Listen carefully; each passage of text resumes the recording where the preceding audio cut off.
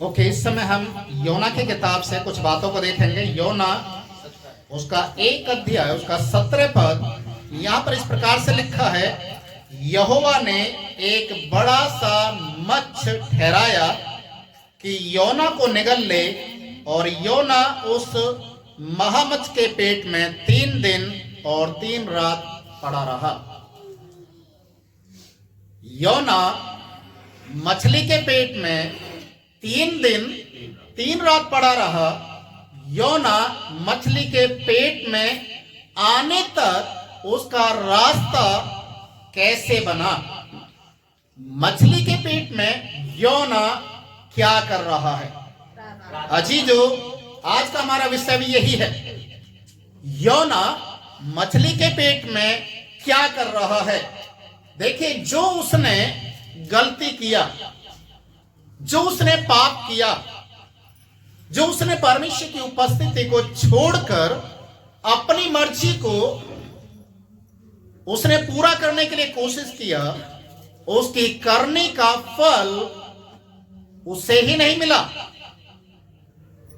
बल्कि उसके संपर्क में आने वाले हर एक व्यक्ति को मिला। हालेलुया। कई बार हमारी जरा सी गलती, गलत कदम उठाना कितने लोगों के लिए भारी पड़ सकता है, कितने लोगों के लिए समस्या का कारण बन सकता है। आप कभी कल्पना करके देखिए, हम विश्वासी लोग हैं, आशीष के वारिस ठहराए जाने के लिए ठहराए गए हैं, बुलाए गए हैं। योना जब परमेश्वर की उपस्थिति से भागा, परमेश्वर ने उसे जो बोला उसे अनसुना किया। योना 1 अध्याय जो आप पढ़ेंगे पहले पद से लिखा है, परमेश्वर बार बार योना को एक ही शब्द बोल रहा था, निनवे शहर में जा, निनवे शहर में जा, वहां के लोगों का पाप बढ़ गया है, उनके पाप स्वर्ग तक पहुंच गए हैं, और मैं एक न्याय करने के लिए जा रहा हूं। जो मैंने सदोम अमोरा में किया वैसा ही न्याय निनवे शहर में आने वाला है। तू जा, परमेश्वर के वचन के अनुसार जो मैं तुझे कह रहा हूं उसके अनुसार कर, और वहां के लोगों को चेतावनी दे। पर योना नहीं चाहता था कि किसी का उद्धार हो। योना नहीं चाहता था कि कोई बचे। योना को हम एक तरीके से बोल सकते हैं सेल्फिश। वो केवल अपने लिए सोचता था, और आज ऐसे बहुत सारे विश्वासी लोग हैं जो केवल अपने लिए सोचते हैं, केवल अपने लिए। परमेश्वर की वाणी, परमेश्वर की आवाज, परमेश्वर का जो दर्शन है, कई बार उनके लिए मायने नहीं रखता। हर जगह अपनी मनमानी करने के लिए कोशिश करते हैं। और योना के जीवन में हम इसी एक आदत को देखते हैं कि उसने परमेश्वर की सुनने के बाद भी अनसुना करने के लिए कोशिश की।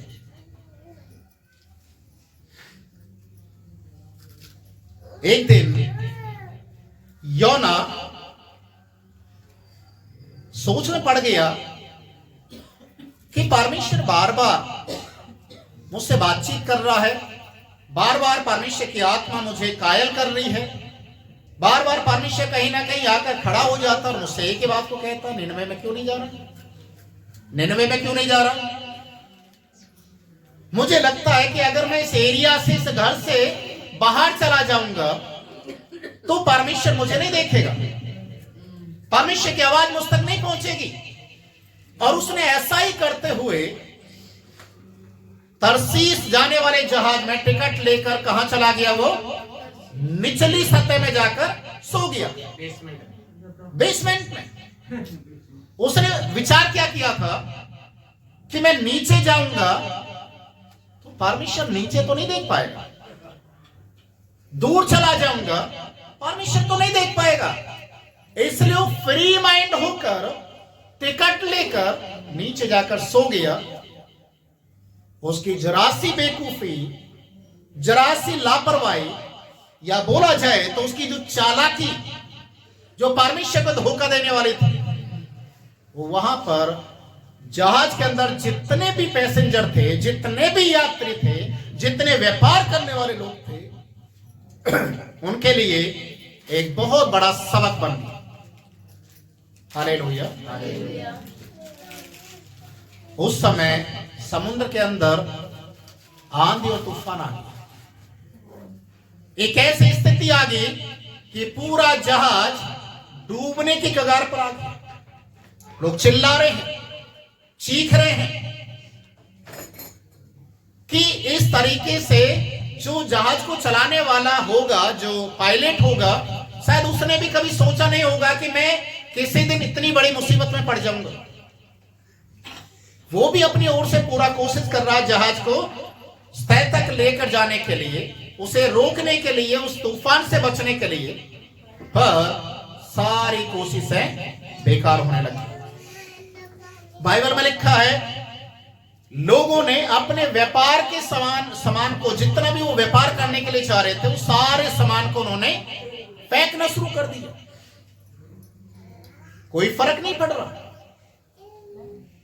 उसके बाद बाइबल में लिखा है, लोगों ने अपने अपने ईश्वर को पुकारना शुरू कर दिया, अपने अपने भगवान की दुहाई देना शुरू कर दिया। कोई आड़े नहीं आ रहा, कुछ भी नहीं हो रहा, और जहाज एक ऐसे माहौल में आ गया, या ऐसे चौराहे पर आ गया कि कभी भी कुछ वहां पर होना संभव था। लोग डरे हुए थे। सबके आंखों के सामने अपनी मृत्यु को देखने के लिए वो मृत्यु उनके सामने नाच रही थी। एक तरीके से डरे हुए थे। उसके बाद सारे लोग देखने लगे कि कितने लोग थे इसमें जहाज में, कोई मरा तो नहीं, कोई कूदा तो नहीं, किसी के साथ कुछ हुआ तो नहीं। ढूंढने लगे तो ढूंढते ढूंढते एक व्यक्ति वो जहाज के निचली सतह में चला गया, जहां पर कौन आराम फरमा रहे थे? योना, जो बिना किसी टेंशन को लिए और वहां पर जो भी घट रहा था उससे बेफिक्र होकर आराम से सोया हुआ है। उसे जगाया, बोला, आपको मालूम है क्या हो रहा है? सारे लोग मरने वाले और तू यहां आराम से सो रहा है। उसे जगाया। योना जब ऊपर आया जहाज पर तो सारे लोग डरे हुए हैं। कोई कपड़े फाड़ रहा अपने, कोई बाल बिखेर रहा है, कोई रो रहा है, कोई चीख रहा है, कोई चिल्ला रहा है। सबके साथ यही था। पर परमेश्वर के वचन में लिखा है, जहाज हल्का नहीं हो रहा। जो जहाज का कैप्टन था उसने बोला, इस जहाज के अंदर कितने पैसेंजर चढ़े हैं, सबका लिस्ट निकाला जाए। निकाला,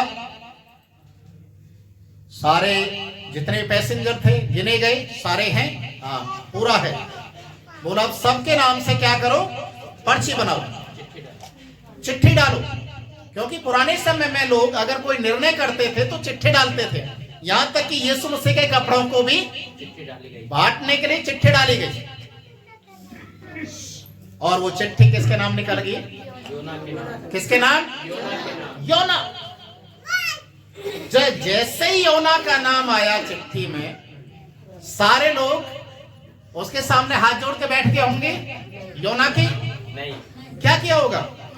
उसको बोलने लगे होंगे, ताड़ना देने लगे होंगे। जितना भी जिसके हाथ में कुछ पड़ा होगा उसे मारने के लिए कोशिश किया होगा कि यही पनौती है, इसी के कारण हम मरने वाले हैं। ऐसा होता है या नहीं?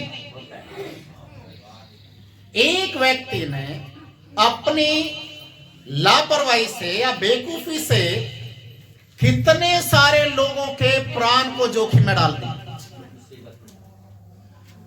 अभी लोग योना से पूछ रहे हैं, तू सच बता, चिट्ठी तेरे नाम से निकली है, इसका मतलब कुछ ना कुछ तो कारण है।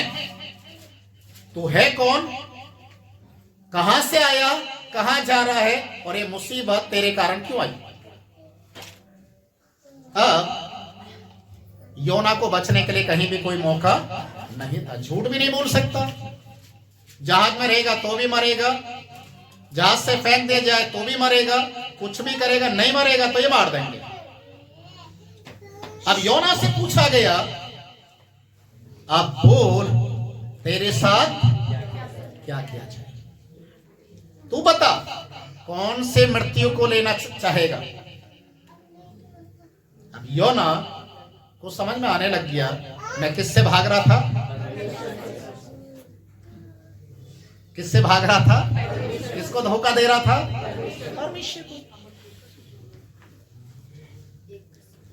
बोला मुझे जहाज में नीचे फेंको, जहाज से नीचे गिरा। जैसे उसे गिराया, परमेश्वर की योजना देखिए, जब वो आपके द्वारा अपनी सेवा को लेगा तो याद रखिए वो उपाय भी करेगा, प्रबंध भी करेगा और अपनी योजना के तहत आपको तैयार भी करेगा। हालेलुया। परमेश्वर की जो योजना होती है वो हमारी हानि के लिए नहीं है, हमारे लाभ के लिए होती है। पर बहुत कम है जो परमेश्वर की योजना को समझ पाते हैं। परमेश्वर प्यार से उसको भेज रहा था, तू चला जा बेटा, आनाकानी मत कर, मेरा कहना मान ले, निन्वे में चला जा। पर इतना चालाक था कि इसने परमेश्वर को ही धोखा देने के लिए कोशिश किया। पर जब इसको मार पड़ी तो ऐसी पड़ी कि अपनी मौत खुद मांगने के लिए बोला, मुझे समुद्र में गिरा। वहां मछली ने जैसे इसे गिराया गया, मछली ने मुंह खोलकर इसे निगल लिया। और कितने दिन अपने पेट में रखा, 3 दिन 3 रात। अभी योना मछली के पेट में, वहां तक आने के लिए कितना लंबा सफर तय किया। देखिए क्या क्या जोखिम उठाए, क्या क्या समस्या उसके जीवन में आई, और उसकी गलती के कारण कितने और लोगों के लिए एक मुसीबत का कारण बन गया। अभी योना मछली के पेट में पड़ा हुआ है, 3 दिन 3 रात। मछली उसको हजम नहीं कर रही, उसको डाइजेस्ट नहीं कर पा रही। कारण मछली को प्रभु ने बोला, इसको निगलना, सिर्फ लेना अपने मुंह में, इसकी जान नहीं, इसको खत्म नहीं करना। खत्म तो परमेश्वर कहीं भी कर सकता था उसको, पर मैं इसको अपनी सेवा के लिए भेज रहा हूं। Hallelujah, hallelujah. कई बार लोग सोचते हैं कि मैं परमेश्वर के साथ नहीं चलूंगा, या केवल एक दिखावटी जीवन को जीते हैं। अगर परमेश्वर को आपके जीवन के द्वारा अपनी महिमा को लेना है, आप कहीं भी चले जाइए, कहीं भी छुप जाइए, आप प्रभु से तो भागकर कहीं भी जा सकते। हालेलुया। परमेश्वर के वचन में लिखा है, अब योना दूसरे अध्याय को जो हम पढ़ेंगे उसके दूसरे अध्याय के पहले पद में लिखा है, पहले और दूसरे में, तब योना ने उसके पेट में से अपने परमेश्वर यहोवा से प्रार्थना करके कहा, मैंने संकट में पड़े हुए यहोवा की दुहाई दी और उसने मेरी सुन ली। मैं मछली के पेट में प्रार्थना किया। ये जब उसने इस किताब को लिखा, यूहन्ना की किताब को, ये जब सारा काम हो गया था उसके बाद लिखा है। क्योंकि मछली के पेट में लिखने के लिए ना उसके पास कलम होगा, ना कुछ पेपर होगा, उसने अपनी गवाही लिखी। हाँ। लिखा उसने, परमेश्वर से दुआ की, अपने गलती के लिए अंगीकार किया और परमेश्वर ने उसकी सुन ली। और लिखा हुआ यहां पर, तब योना इस तरीके से परमेश्वर से बोलने लगा, उसके 7 से 9 10 तक आप पढ़ेंगे। जब मैं मूर्छा खाने लगा तब मैंने यहोवा को स्मरण किया और मेरी प्रार्थना तेरे पास वरन तेरे पवित्र मंदिर में पहुंच गई। जो लोग धोखे की व्यर्थ वस्तुओं पर मन लगाते हैं वे अपने करुणा निधान को छोड़ देते हैं, परंतु मैं उचित सबसे धन्यवाद करके तुझे बलिदान चढ़ाऊंगा और जो मन्नत मैंने मानी है उसको पूरी करूंगा। उद्धार यहोवा ही से होता है। तब यहोवा ने मत्स्य को आज्ञा दी और उसने योना को स्थल पर। हालेलुया। ये अद्भुत बात है ना। योना मछली के पेट में आकर अपनी गलती को अंगीकार कर रहा और मन्नत मांग रहा है।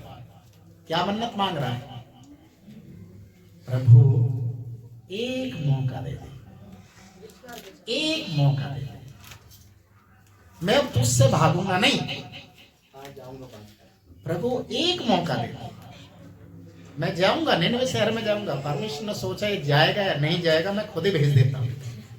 Hallelujah, hallelujah.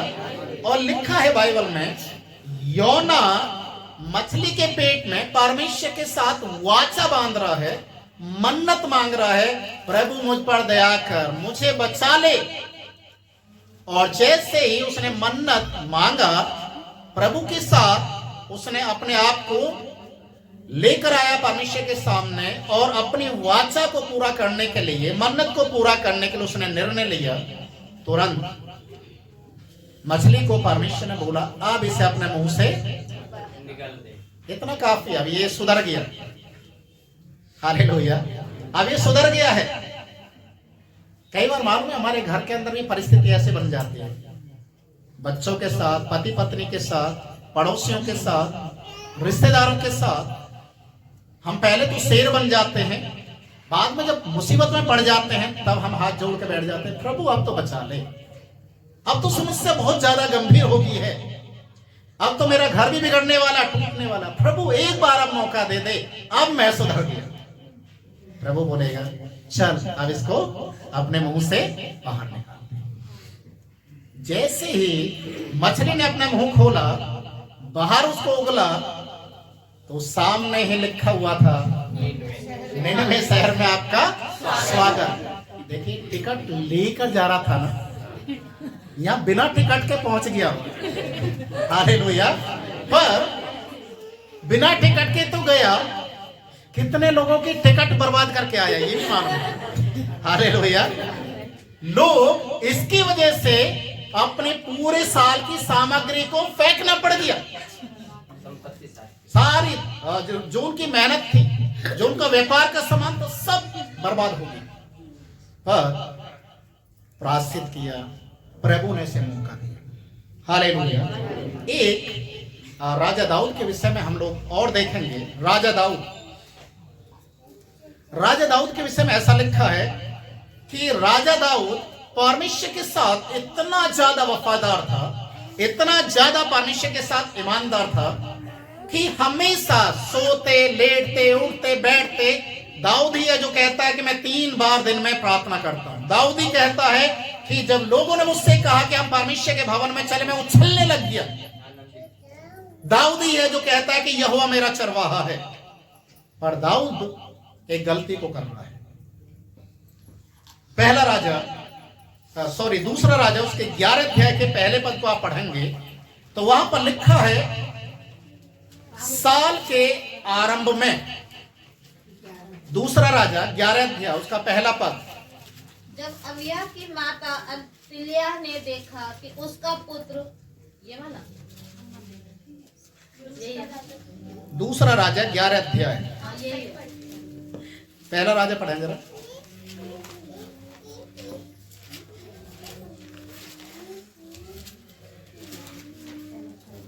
परंतु राजा सुलेमान फिरौन की बेटी और बहुत सी वित्तीय स्त्रियों से, जो मोआबी, अम्मोनी, अदोमी, सीदोनी और हित्ती की प्रीति करने लगा। Okay, sorry. दूसरा सैमुएल 11 अध्याय, दूसरा सैमुएल 11 अध्याय लिखा है, फिर जिस समय राजा लोग युद्ध करने को निकला करते थे, उस समय अर्थात वर्ष के आरंभ में दाऊद ने योआब को और उसके संग अपने सेवकों और समस्त इस्राएलियों को भेजा, और उन्होंने अमोनियों का नाश किया और रब्बा नगर को घेर लिया। परंतु दाऊद यरूशलेम में रह गया। प्रिय भाई और बहनों, ध्यान से सुनाएं, राजा का काम क्या होता है? राजा का काम क्या होता है? अपनी प्रजा, अपने अगर युद्ध के लिए जा रहे हैं तो राजा सेनापतियों के आगे खड़ा होता है, क्योंकि राजा एक तरीके का कमांडर है, वो आज्ञा देगा कि किसको कहाँ युद्ध के लिए खड़ा करना है, ये राजा का काम होता है। उसके बाद सेनापति जो होते हैं वो उस राजा की आज्ञा का पालन करते हैं। पर यहां पर क्या हो रहा है, राजा दाऊद सबको भेज रहा है युद्ध करने के लिए, पर खुद घर में रह गया। उसके दिमाग में शायद कुछ चल रहा होगा, हो सकता है थकावट होगी, हो सकता है कि इनको जाने दो, मैं आराम करूंगा, कुछ ना कुछ था। और इसी चीज का फायदा किसने उठा लिया? शैतान। Hallelujah, hallelujah. जो आप दूसरा शमूएल 11 अध्याय को आप पढ़ेंगे तो यहां पर लिखा है, जैसे ही शैतान ने देखा कि दाऊद अकेला है, युद्ध क्षेत्र में नहीं गया जहां उसे जाना चाहिए था, जहां उसे होना चाहिए था, ये घर में रह गया, क्यों ना अब इसे मैं पकड़ूं। और ऐसा ही हो गया। राजा, जब 11वें अध्याय को आप पढ़ेंगे आपको समझ में आ जाएगा कि राजा महल के ऊपर चला गया, घूमना शुरू कर दिया, और घूमते घूमते राजमहल के ऊपर जब वो घूम रहा था तो उसने अचानक एक स्त्री को नहाते हुए देख लिया। और जैसे स्त्री को नहाते हुए देखा, शैतान ने फिर उसके मन के अंदर एक विचार को डाल दिया, अब इसके साथ क्या कर, कुकर्म कर दिया। उसने उसके साथ गलत कर दिया।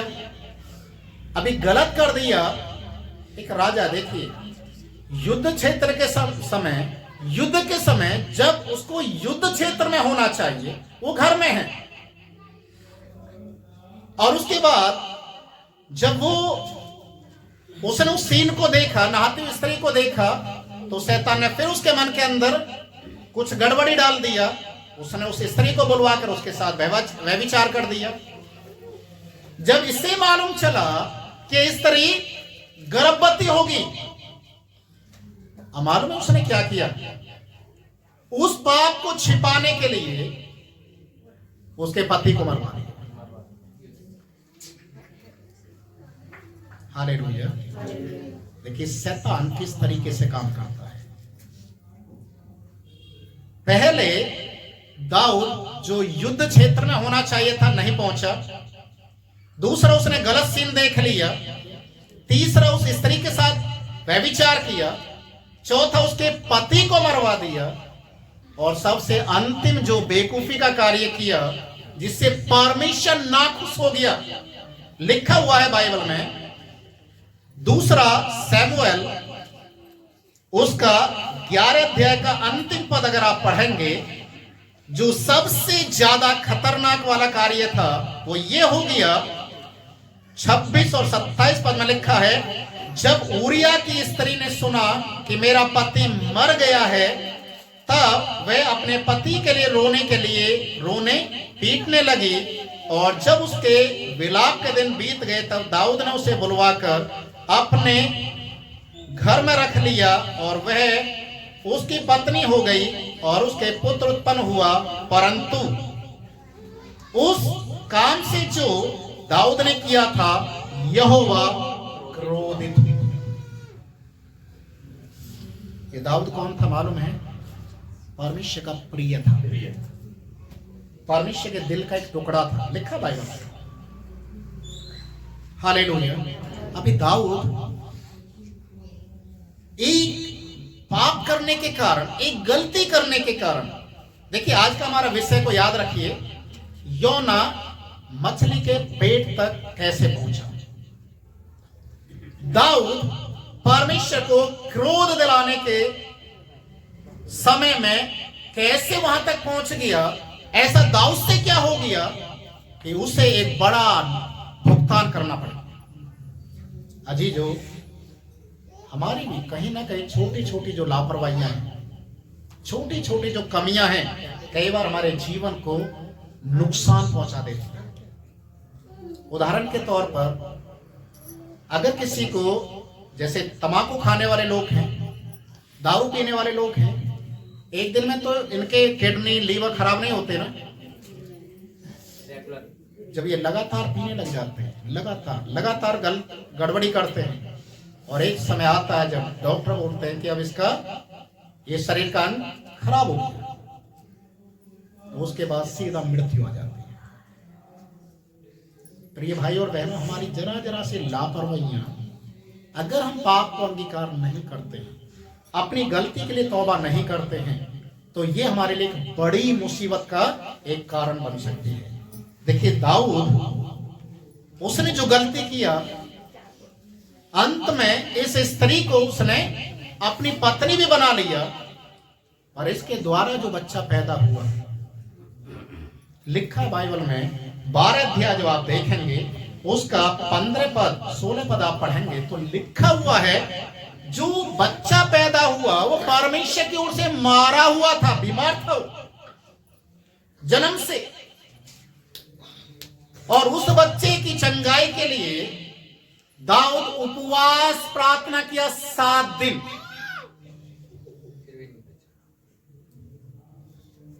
समझ में आ रहा है? 7 दिन तक वो उपवास के साथ प्रार्थना करते रहा, अपने कमरे में औंधे मुंह पड़ा रहा, खाना नहीं खाया, लोगों से बातचीत नहीं किया, कपड़े नहीं बदले, बिल्कुल भिखारी की तरह वो उपवास रखते हुए प्रार्थना करने लगा, पर बच्चा नहीं बचा। परमेश्वर की ओर से नहीं, कारण पाप की मजदूरी मृत्यु है। Hallelujah, hallelujah. ये पाप से पैदा था, इसीलिए दाऊद की सजा उसके बच्चे को भुगतनी पड़ी जो उस बैतसैदा से पैदा हुआ था। Hallelujah, hallelujah. परमेश्वर के वचन में एक और राजा नबूकदनेस्सर, दानियल की किताब में लिखा उसके विषय में, नबूकदनेस्सर राजा आखिरकार जंगल में घास खाने वाला जानवर कैसे बना, कैसे बना? जो आप दानियल की किताब उसका 4 अध्याय पढ़ेंगे तो वहां पर परमेश्वर उसको एक चेतावनी देता है,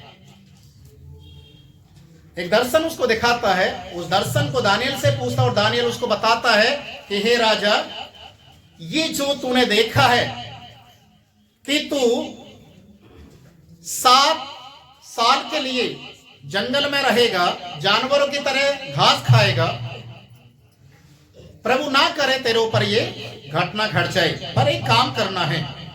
जब आप दानियल की किताब को आप निकालेंगे, उसका 4 अध्याय उसके 24 पद से 28 पद तक आप पढ़ेंगे तो लिखा है, यदि तू पाप करना बंद कर दे, गरीब विधवाओं का न्याय करना शुरू कर दे, हर एक बुरे काम को त्याग दे, तो हो सकता परमेश्वर तेरे ऊपर इस घटना को ना घटने दे, परमेश्वर क्षमा कर देगा। कौन कह रहा है? कौन कह रहा है? दानियल राजा नबूकदनेस्सर को समझा रहा है, अगर तू पाप करना बंद कर दे, गलत करना बंद कर दे, तो हो सकता है परमेश्वर तुझे क्षमा कर दे। और दानियल उसके लिए प्रार्थना करता है, राजा नबूकदनेस्सर के लिए। लिखा है बाइबल में 12 महीने के बाद,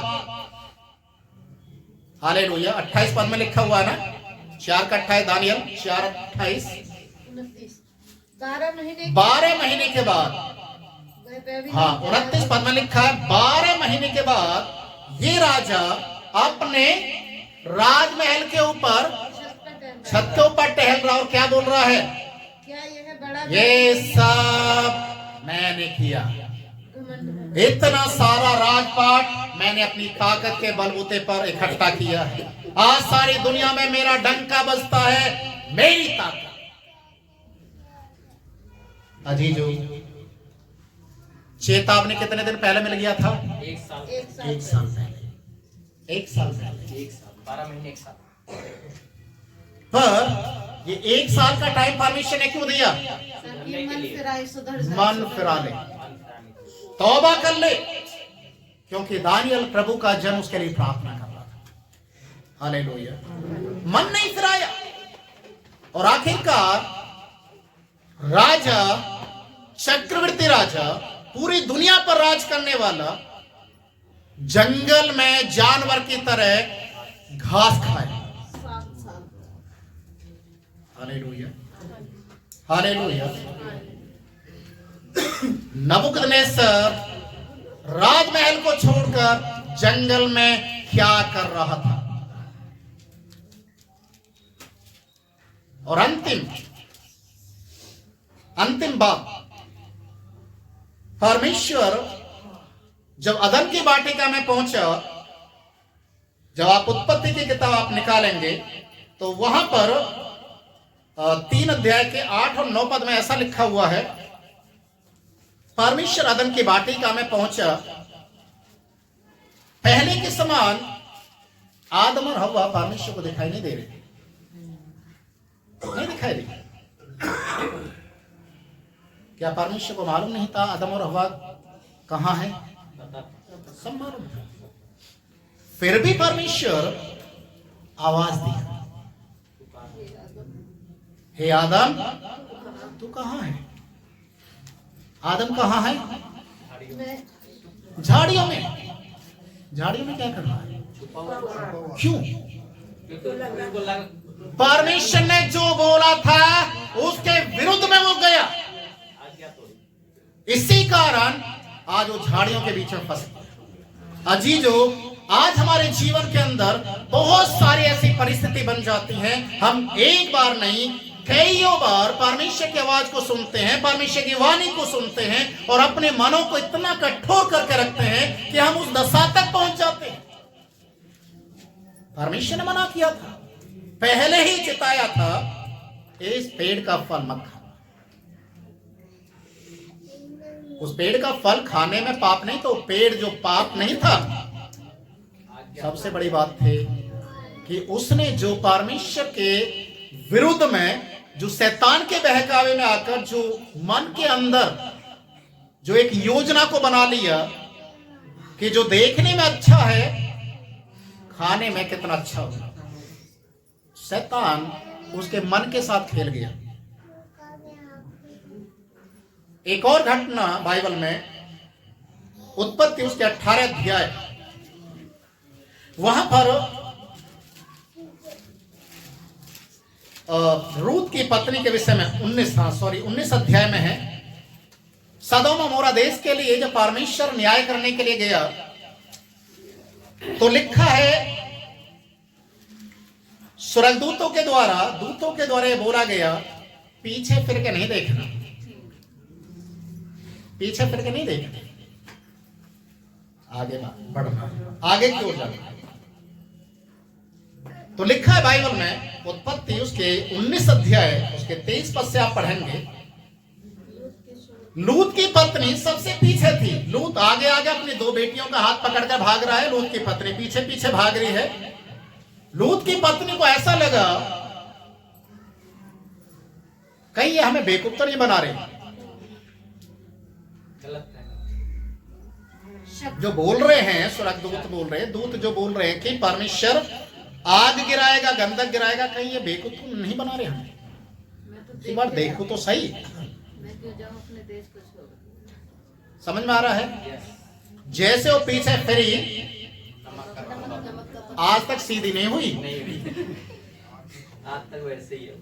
हालेलुया, हालेलुया, वैसे के वैसे रह गए।